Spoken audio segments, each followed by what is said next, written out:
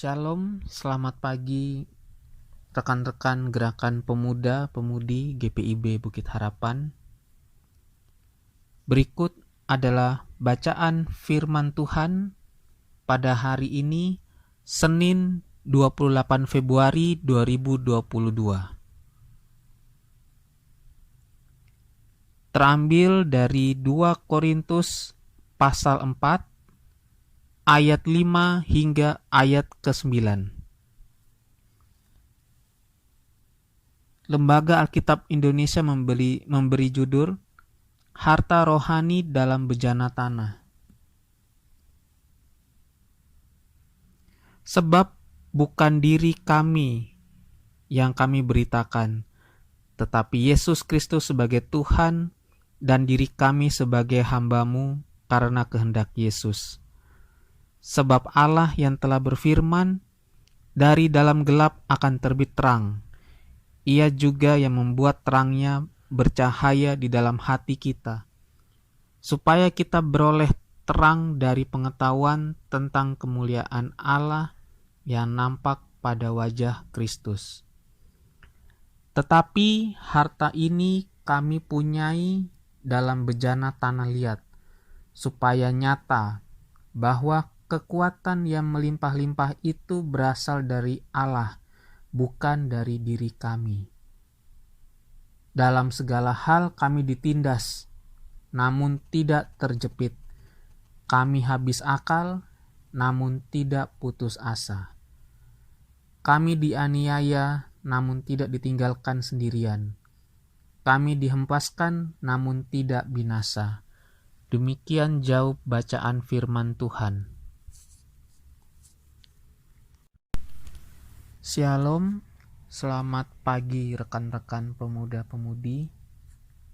Berikut adalah bacaan renungan firman Tuhan dari Sabda Bina Pemuda, Senin 28 Februari 2022. Dengan judul Kemuliaan Allah Sumber Pemberitaan. Saya pernah bertanya kepada seorang pemuda, salah satu jemaat, yang selalu gagal dalam hubungan dengan seseorang. Apa yang menjadi penyebab gagalnya hubungan mereka? Jawabnya di luar pemikiran saya sebelumnya. Jawabnya, saya tidak suka dengan seseorang yang dalam komunikasi hanya menceritakan tentang dirinya saja. Dalam setiap hubungan, komunikasi memegang peranan yang penting. Karena dari komunikasi, kita bisa saling mengenal dan saling menyelami karakter masing-masing. Bahkan dalam menyelesaikan masalah dalam hubungan, dibutuhkan komunikasi yang baik. Dalam hubungannya dengan jemaat Korintus, Paulus juga senantiasa berkomunikasi. Bahkan Paulus mengutus Titus untuk tetap menyampaikan harapan-harapan dari Paulus sebagai pendiri jemaat Korintus. Tetapi dalam pemberitaannya, Paulus tidak menceritakan tentang kehebatan dirinya. Paulus mengatakan bahwa dirinya hanyalah tanah liat, bukan sesuatu yang dapat dibanggakan. Allah lah yang berdiam di dalam tanah liat itu dan menjadi kekuatan dalam pemberitaan firman-Nya.